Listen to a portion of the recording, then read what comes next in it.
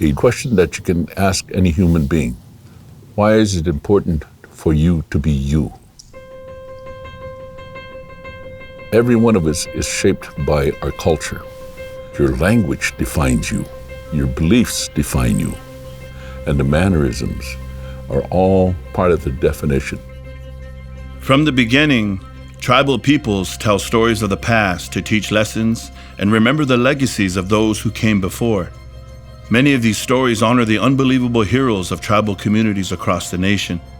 One such story occurred in Lawrence, Kansas, at Haskell Institute in the 1920s, and tells of a football team that changed the landscape of American sports. There's not a lot of tribal history that had reached this caliber of impact on not only tribal people, on not only legislation, but in the very development of American sports as we know it today. Battling for years against prejudice and discrimination, Haskell acquired some of the best athletes ever seen on the field and showed the country what tribal legends are made of.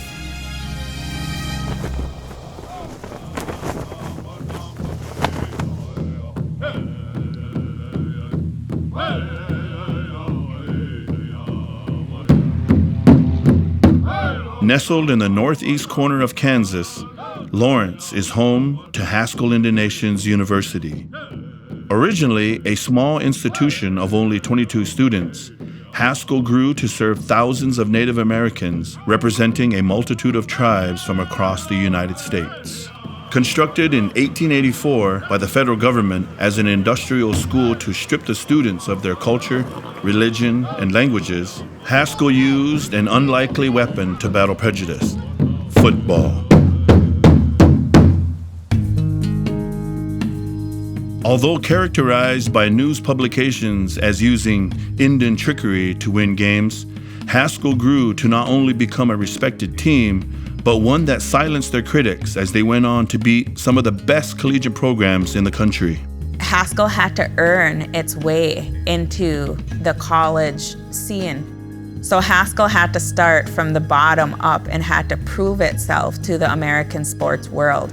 Superintendent Harvey Pierce was determined to make Haskell the new Carlisle of the West. To do this, he hired Madison "Matty" Bell as the new head coach. The greatest advancement, however, was hiring the young visionary Frank McDonald as an assistant coach. McDonald would soon take on a new role that would change the landscape of American football. Frank McDonald constantly advocated for Haskell, produced numbers, did exhibition games, anything that he could to get Haskell's foot in the door. And as Haskell won more and more games and then started getting a little press coverage here and there, other college teams would agree to sign with them and play the next season. Beginning in 1920, Bell and McDonald started recruiting Native athletes that would fit Haskell's roster with the best from Indian country. The greatest among them was John Levi. John was an Arapaho from Oklahoma, just an outstanding player. He had come to Haskell in 1921. The level of athleticism and caliber and dexterity was phenomenal. Levi led the country in scoring and touchdowns scored. And Jim Thorpe was quoted as saying that John Levi was the best football player that he ever saw. So there was always a very real respect for Haskell and what it stood for and the high quality of their players. Haskell was beating the likes of Minnesota, Missouri, Texas, Creighton, Nebraska, the United States Marines. I mean, that's big-time teams there. And so at each and every one of these games, Haskell started to earn this reputation. They were able to beat some of the best teams in the country, this small American Indian institution in Lawrence, Kansas. Through their extended efforts, McDonald and Bell created one of the elite programs in college football. But Haskell's brilliance was almost entirely seen by opposing fans far from home. Haskell regularly traveled 15,000 miles to play their opponents, often with only a 12-man roster. Many tribal people around Indian country began to ask, when are we ever going to have a home field? When are they ever going to be able to play for their own people, for their own school? They needed better facilities, and how are you going to accomplish that? And do you get the United States Congress to build a stadium at Haskell, or do you do it yourself? To further develop their national reputation and bring other collegiate teams to Lawrence, Haskell launched a $50,000 capital campaign to regrade the existing field and build new bench seating. And so they launched this stadium campaign, and they thought that that would be suitable then to host these collegiate teams, and they would be able to bring some of that athleticism to Lawrence, Kansas here and to their own school. To raise the money needed for the field, the government envisioned their alumni and other tribal people would pay for it. McDonald was tasked with forming a plan. His focus became obvious: showcase the team in front of the wealthiest tribe in the nation. So he strategically scheduled a game against Oklahoma Baptist in Tulsa, just a short distance from the home of the Osage tribe. They were some of the richest people in the entire United States at this time. So Frank McDonald said, look, they have the means to be able to do this. They're close enough to Haskell here. And I know that they support sports, in particular American football. Unannounced to Haskell was the game the following day between the professional teams of Fairfax and Hominy. After watching them dominate against Oklahoma Baptist, Osage Chief Fred Lookout requested that John Levi and his team help the Osage after receiving a tip that Fairfax was bringing players from the Kansas City Cowboys to substitute for Fairfax players. As they arrived there, the Kansas City team had arrived just prior. They didn't just bring 5 of the Kansas City Cowboys. In fact, the whole team had arrived. They were gonna switch out the whole team and go under the disguise of the Fairfax team. After a lengthy plea from McDonald, Superintendent Pierce agreed to allow Haskell to help the Osage. This provided them with the opportunity to again display their skill and dominance on the football field in front of some of the richest people in the country, this time on their own land. So what Coach Hanley said at the time was, hell, we got a stadium to build. Suit up. And I mean, everybody suit up. With the field lines drawn using government-issued rations of flour and the Haskell coaches suited up, the game commenced. Given the wagers, substitutions, and deceit, this unsanctioned game quickly became more than a contest. It was an all-out brawl. Playing against a professional team, Haskell finally faced an opponent that was able to hold their powerful offense and keep them from scoring for most of the game. It was a back-and-forth battle of defense that tested their skill and grit up to the final minutes. With Hominy down 13-7, the team had one final play. Somehow they made this amazing play at the end, and John Levi makes this amazing breakthrough and runs down the field. Nobody could catch him, and he ran it in for a touchdown right at sunset.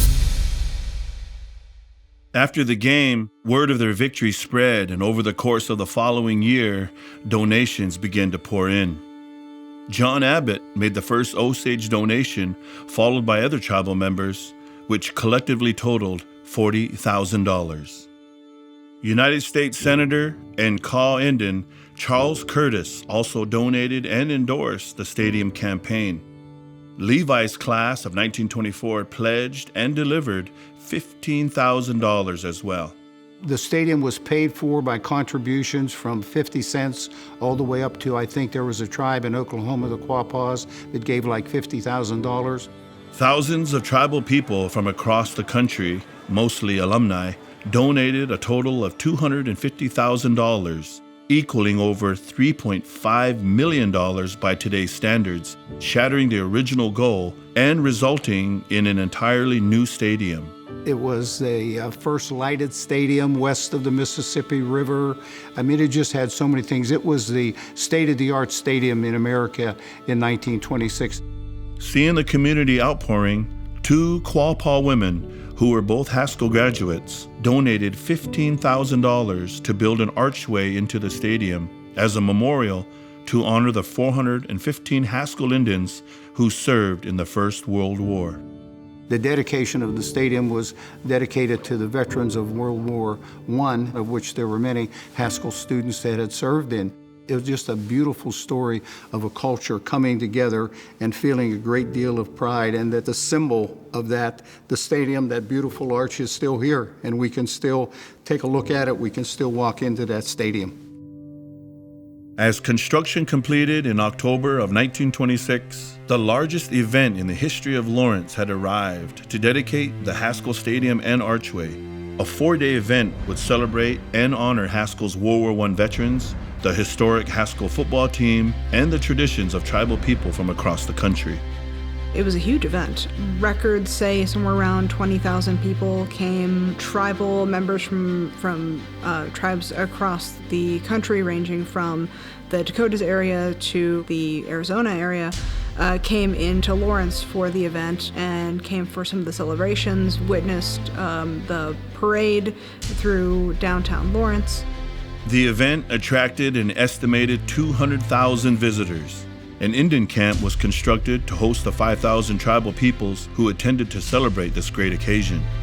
The celebration started with a sold-out production of the play of Hiawatha. The following day consisted of special contests hosted by the Lawrence Chamber, a parade down Massachusetts Street, and the greatest powwow of all time. The powwow advertised the first World Championship of Fancy Dance, a title won by and a tradition that is continued by the Ponca Nation of Oklahoma. Haskell Stadium dedication propelled the idea of intertribal powwow culture, shaping the powwows we hold today. On the final day, the Osage Nation fed thousands of community visitors who lined up to enjoy the traditional buffalo feed before Haskell's first homecoming game in the stadium. Visitors and dignitaries from around the nation flocked to see the Haskell football team compete against Bucknell University, where Haskell dominated with a final score of 36-0. The 1926 team went on to have an undefeated season and solidify their position as one of the best teams in football history. The stadium, it reinforced the idea that if Indian people wanted to do something, they could act in a sovereign capacity, bringing honor and pride and leaving lessons for their children that the government did not leave, they left.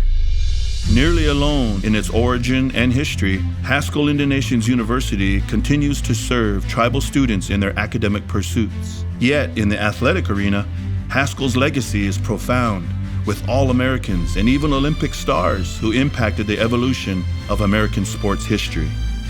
One of the greatest prides of Indian country towers proudly over East Lawrence. It instills a tribal pride that is as great as any other moment in history. The legendary stadium, those triumphs, those stories changed the course of football, Indian education, and affirmed the integrity of America's first peoples. And so this helped to establish and revive the tribal culture. It only strengthened the tribal culture of the people and the pride that they carried, and the reminder that their ways are still alive. This beautiful history was gifted to future generations, and its spirit must be kept alive. Now is the time to ensure that these legends never die.